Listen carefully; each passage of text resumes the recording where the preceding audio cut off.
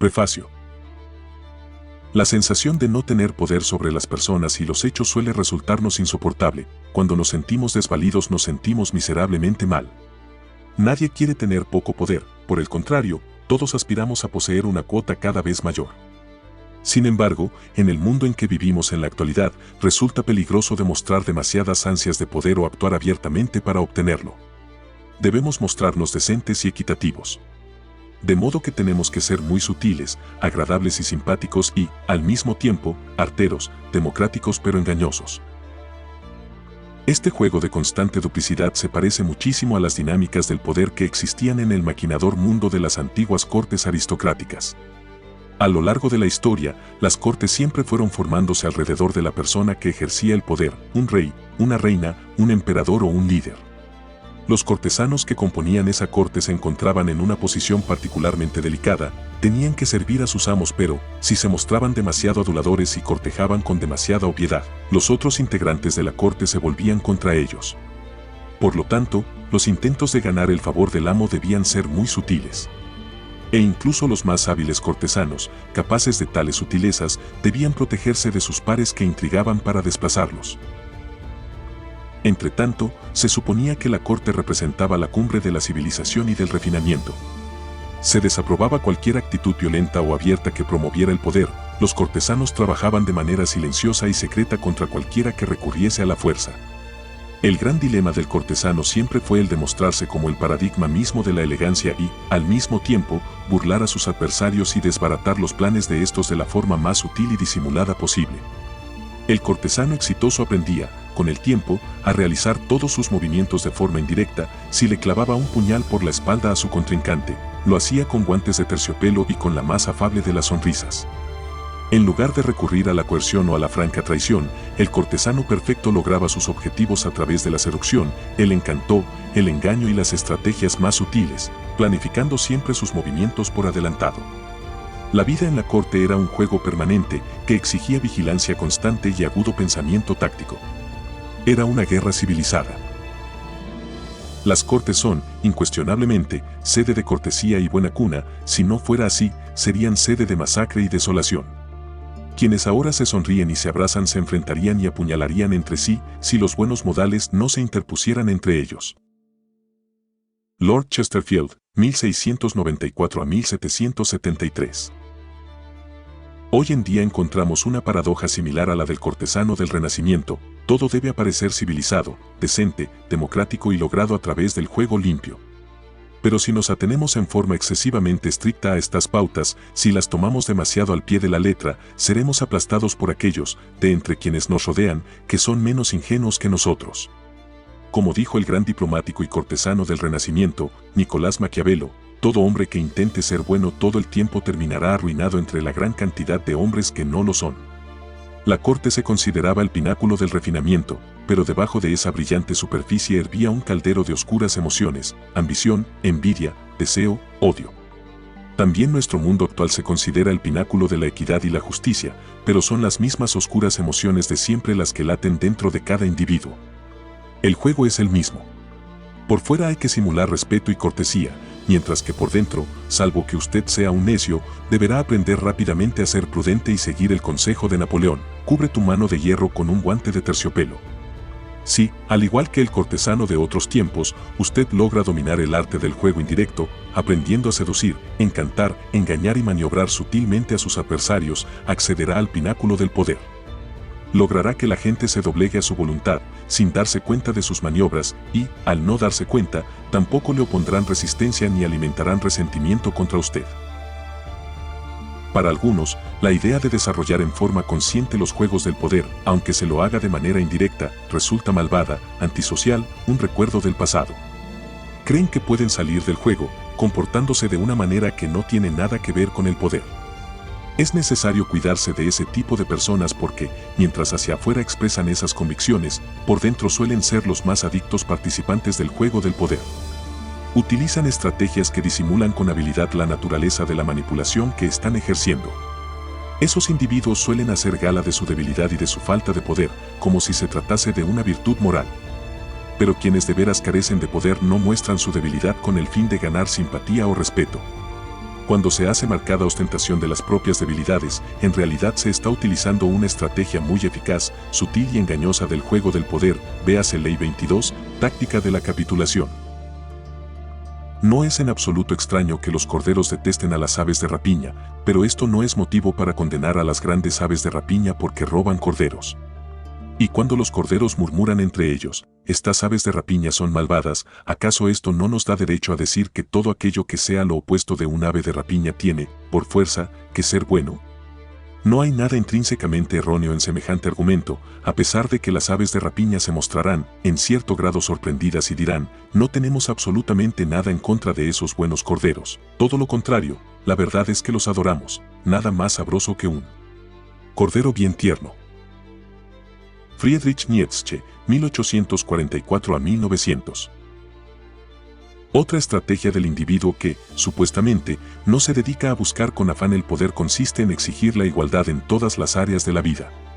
Según esas personas, todos debieran recibir el mismo trato, sea cual fuere su posición y su fuerza. Pero si, para evitar el tinte con que suele marcar el poder, se intenta tratar a todos por igual, de modo equitativo, se comprueba que existen personas que hacen determinadas cosas mejor que los demás. Tratar a todos por igual equivale a ignorar sus diferencias y por ende elevar al menos capaz y rebajar a quienes se destacan. También en este caso, muchos de los que actúan de esta forma en realidad están haciendo gala de otra de las estrategias del poder, al redistribuir las recompensas a su antojo. Otra forma de evitar el juego del poder es demostrar una absoluta sinceridad, dado que una de las principales técnicas de quienes buscan el poder es el engaño y el disimulo. Cuando se es muy franco, inevitablemente se lastima e insulta a muchas personas, algunas de las cuales optarán por devolver el golpe recibido. Nadie verá esas afirmaciones sinceras como algo por completo objetivo y carente de motivaciones personales. Y además estarán en lo cierto, la sinceridad suele ser, en efecto, una estrategia de poder, dirigida a convencer a la gente de que se es noble, altruista y de buen corazón. Es una forma de persuasión e, incluso, de sutil coerción. Las únicas armas que nos permiten obtener de la gente lo que queremos son la fuerza y la astucia. Dicen que también el amor es un arma de ese tipo, pero ello equivale a esperar los días soleados, y en la vida es necesario aprovechar cada instante. Johann von Goethe, 1749 a 1832.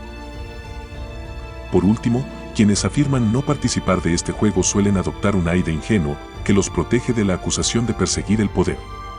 También en este caso es recomendable tener cuidado, dado que el manto de la ingenuidad puede constituir una eficaz manera de fingir y engañar, véase Ley 21, muéstrese más tonto de lo que es. E incluso la candidez genuina no se encuentra libre de las trampas del poder. Los niños pueden ser ingenuos en muchos aspectos, pero a menudo actúan a partir de una necesidad fundamental de ejercer el control sobre quienes los rodean. El niño, por lo general, tiene una gran sensación de impotencia en el mundo de los adultos y por lo tanto utiliza todos los medios que se hallen a su disposición para imponer su voluntad. Individuos genuinamente inocentes pueden estar, sin embargo, comprometidos con el juego del poder y con frecuencia son horrendamente eficaces en él, dado que no se ven trabados por la reflexión. También aquí, quienes hacen gala de su inocencia suelen ser los menos inocentes. La flecha disparada por el arquero podrá matar o no a una única persona. Pero las estratagemas urdidas por el hombre sabio pueden matar incluso al niño en el vientre de su madre. Kautilya, filósofo indio, siglo III a.C. Es posible reconocer a quienes supuestamente se abstienen de participar en el juego de la búsqueda del poder, por la manera en que hacen alarde de sus cualidades morales, de su piedad o de su exquisito espíritu de justicia. Pero, puesto que todos tenemos ansias de poder, y que casi todas nuestras acciones tienen por objetivo obtenerlo, quienes dicen que no lo buscan solo procuran encandilarnos y distraernos de sus juegos de poder a través de sus aires de superioridad moral. Si se los observa con detenimiento, se comprobará que con frecuencia son los más hábiles de todos cuando se trata de manipular indirectamente a los demás, cosa que algunos hacen en forma por entero inconsciente. Y de ninguna manera toleran que se difundan las tácticas que utilizan a diario. Si el mundo es como una gigantesca corte intrigante y manipuladora en la cual nos hallamos todos atrapados, no tiene sentido alguno tratar de eludir el juego. Esto solo nos privará del poder, y la impotencia nos hará sentir más desgraciados. En lugar de luchar contra lo inevitable, en lugar de argumentar, gemir y sentirse culpable, es mucho mejor destacarse en el juego del poder. La verdad es que, cuanto mejor sepa manejar el poder, tanto mejor será como amigo, amante, pareja y persona. Al seguir el camino del cortesano perfecto, véase Ley 24, aprenderá a hacer sentir bien a los demás y se convertirá en una fuente de placer para ellos, que pasarán a depender de sus habilidades y ansiarán su presencia. Dominar las 48 leyes que se presentan en este libro les ahorrará a los demás el dolor que genera el mal uso del poder, que es como jugar con fuego sin conocer sus propiedades. Si el juego del poder es ineludible, es mejor ser un artista que un burdo principiante o un negador. Aprender este juego exige adecuarse a una cierta forma de ver el mundo, a un cambio de perspectiva. Requiere esfuerzos y años de práctica, ya que las aptitudes necesarias no aparecen en forma espontánea. Se necesita dominar ciertas habilidades básicas, y solo cuando las haya dominado, se hallará en condiciones de aplicar con mayor facilidad las leyes que gobiernan el logro del poder. La más importante de esas habilidades, y la piedra fundamental del poder, es la capacidad de dominar sus emociones. Las respuestas emocionales suelen ser la mayor y principal barrera que lo separa del poder, un error que le costará mucho más que cualquier satisfacción temporaria que pueda producirle la expresión de sus sentimientos en un momento dado. Las emociones nublan la razón y, si no es capaz de ver la situación con claridad, no podrá prepararse para ella ni responder con un cierto grado de control. La ira es la más destructiva de las reacciones emocionales, ya que es la que más intensamente nubla la visión. También ejerce un efecto multiplicador que de manera invariable torna la situación cada vez menos controlable, incrementando la intrepidez de su enemigo. Si usted procura destruir a un enemigo que lo ha herido, deberá lograr que baje la guardia, fingiendo amabilidad frente a él en lugar de dejar traslucir su ira. El amor y los afectos también son potencialmente destructivos al cegarlo a los intereses, con frecuencia egoístas, de quienes usted menos sospecha que se hallen involucrados en el juego del poder. No es posible reprimir la ira o el amor, o evitar experimentar estos sentimientos, ni debería intentarlo. Pero sí debería tener mucho cuidado con el modo de expresarlos y, lo más importante, no permitir nunca que influyan sobre sus planes y estrategias. Estrechamente relacionada con la capacidad de dominar sus emociones se halla la habilidad de distanciarse del momento presente y reflexionar de manera objetiva sobre el pasado y el futuro.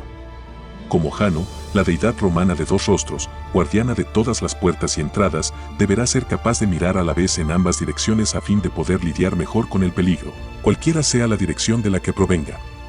Este es el rostro que debe forjarse, una cara que otee continuamente el futuro y otra que examine el pasado. No pude menos que pensar, para mis adentros, en los engaños, en la gran cantidad y variedad de artimañas, en la diligencia con que el hombre agudiza su ingenio para engañar a los demás y de qué manera, a través de esas infinitas variaciones, se embellece el mundo. Francesco Vettori, contemporáneo y amigo de Maquiavelo, principios del siglo XVI. Para el futuro, su lema debería ser, ni un día sin estar alerta. Nada debiera tomarlo por sorpresa, porque usted está imaginando constantemente los potenciales problemas antes de que estos se produzcan. En lugar de perder el tiempo soñando con el final feliz de su plan o proyecto, debe trabajar sobre el cálculo de cualquier posible trastorno o problema que pudiese surgir en su desarrollo. Cuanto más lejos logre ver, más pasos podrá prevenir y más poderoso será. El otro rostro de Jano mira hacia el pasado, pero no para recordar dolores o alimentar resentimientos. Esto solo reduciría su poder. La mitad del secreto del juego radica en aprender a olvidar los hechos del pasado que lo van carcomiendo y que nublan su razón. El verdadero objetivo de esa mirada hacia el pasado es llevar a cabo un constante proceso de autoeducación, mirar hacia el pasado para aprender de quienes lo precedieron. La gran cantidad de ejemplos históricos que se incluyen en el presente libro lo ayudarán en ese proceso. Una vez analizado el pasado histórico, se detendrá a mirar el pasado más inmediato, poniendo bajo la lupa sus acciones y las de sus amigos. Esta es la escuela más eficaz para aprender, dado que las enseñanzas provienen de su experiencia personal. Comience por revisar los errores cometidos en el pasado, sobre todo los que más serios problemas le causaron en su vida. Analícelos guiándose por las 48 leyes del poder y extraiga de cada uno una lección y hágase una promesa: nunca voy a repetir ese error, nunca volveré a caer en ese tipo de trampa. Si logra observarse y evaluarse de esa manera, podrá aprender a romper los esquemas según los cuales actuaba en el pasado, lo que constituye una capacidad sumamente valiosa. Los principios no existen, lo único que existe son los hechos. No hay bien ni mal, ya que estos son solo circunstancias. El hombre superior se compromete con los hechos y las circunstancias a fin de dirigirlos. Si hubiese principios y leyes fijas, las naciones no los cambiarían como uno cambia la camisa, y no se puede esperar que un hombre sea más sabio que toda una nación. Honoré de Balzac, 1799 a 1850. El poder requiere la habilidad de jugar con las apariencias. Para ello, deberá aprender a ponerse muchas máscaras y a llevar una bolsa llena de trucos y artimañas. El engaño y la simulación no deben considerarse algo sucio o inmoral. Toda interacción humana exige cierta cuota de engaño en distintos niveles, y en cierta medida lo que diferencia al ser humano del animal es su capacidad de mentir y embaucar.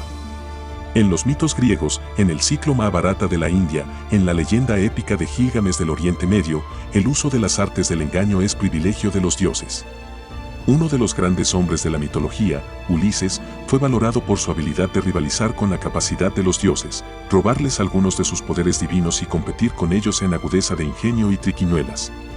El engaño es un desarrollado arte de la civilización y una de las armas más poderosas en el juego del poder. No se puede engañar con éxito si no se toma una cierta distancia de uno mismo, es decir, si no se logra ser muchas personas distintas, llevando la máscara que el día y el momento requieran. Con un enfoque de tal flexibilidad frente a todas las apariencias, incluso la suya propia, perderá gran parte de esa carga interior que lo retiene o limita. Torne su rostro tan maleable como el de un actor, trabaje para ocultar sus intenciones frente a los demás, practique el arte de atraer a la gente hacia sus trampas. Jugar con las apariencias y dominar el arte del engaño es uno de los placeres estéticos de la vida. Y también constituye un componente clave en la adquisición del poder. Si el engaño es el arma más poderosa de su arsenal, la paciencia, en todos sus actos, debe ser su escudo fundamental. La paciencia lo protegerá de cometer crasos y estúpidos errores. Al igual que el control de sus emociones, la paciencia es una habilidad que no surge en forma espontánea, sino que se adquiere. Pero, para el caso, nada de lo relacionado con el poder es natural. El poder tiene más relación con lo divino que con el mundo natural. Y la paciencia es la virtud suprema de los dioses, que disponen de todo el tiempo del mundo. Todo lo bueno sucederá al fin, el pasto volverá a crecer si usted le da tiempo y sabe anticipar el futuro. La impaciencia, por su parte, solo lo debilitará. Es la principal barrera entre usted y el poder. El poder es, en esencia, amoral. Una de las habilidades más importantes que deberá adquirir es la capacidad de aprender a ver circunstancias, en lugar de, simplemente, el bien o el mal. El poder es un juego, esto es algo que hay que reiterar una y otra vez, y en un juego usted no juzga a sus contrincantes por sus intenciones sino por el efecto de sus acciones. Usted mide la estrategia y el poder de su adversario por lo que puede ver y sentir. ¿Cuántas veces se hace hincapié en las intenciones de alguien, solo para disimular el engaño? ¿Qué importancia tiene si otro jugador, ya sea amigo o rival, tiene buenas intenciones y solo piensa en los intereses de usted, si los efectos de su acción conducen a la ruina y a la confusión? Es natural que las personas enmascaren sus acciones con todo tipo de justificativos y afirmen siempre que han actuado de buena fe. Usted tiene que aprender a reírse por dentro cada vez que oiga algo semejante y nunca permitirse evaluar las intenciones y acciones de alguien por medio de juicios morales, que en realidad solo son una excusa para la acumulación de poder. Se trata de un juego. Su adversario está sentado frente a usted. Ambos se comportan como un caballero o una dama, observando las reglas del juego y sin tomar en forma personal nada de lo que se hace o dice. Usted juega con una estrategia determinada y observa los movimientos de su contrincante con la mayor serenidad de que es capaz.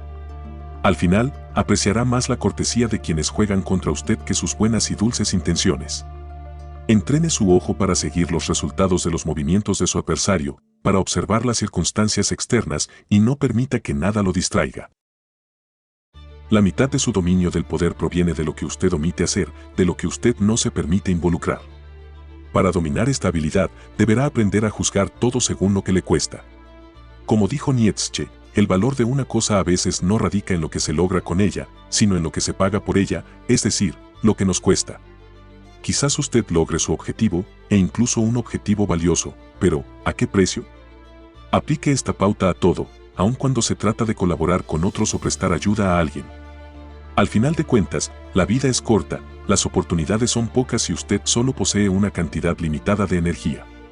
En este sentido, el tiempo es un factor tan importante como cualquier otro. Nunca pierda tiempo valioso, o su paz espiritual, en los asuntos de otras personas. Hacerlo equivale a pagar un precio demasiado elevado. El poder es un juego social. Para aprenderlo y dominarlo deberá desarrollar la habilidad de estudiar y comprender a la gente. Como expresó Baltasar Gracián, el gran pensador y cortesano del siglo XVII, mucha gente invierte su tiempo en estudiar las características de animales o de plantas. Cuanto más importante sería estudiar a la gente con que tenemos que vivir o morir. Para ser un maestro en el juego del poder, también deberá ser un maestro en psicología. Deberá reconocer motivaciones y ver a través de la cortina de humo con que la gente rodea sus acciones. La comprensión de los motivos ocultos de la gente es el conocimiento fundamental para adquirir poder. Le abre las puertas a infinitas posibilidades de engaño, seducción y manipulación. El ser humano es infinitamente complejo y usted podrá pasarse la vida entera observando a la gente sin comprenderla por completo. De ahí que sea de crucial importancia comenzar su aprendizaje ya mismo. Al hacerlo, también deberá tener presente un principio importante: nunca discrimine a quien estudie ni en quien confíe. Nunca confíe en nadie por completo y estudie a todo el mundo, incluso a sus seres queridos y a sus amigos.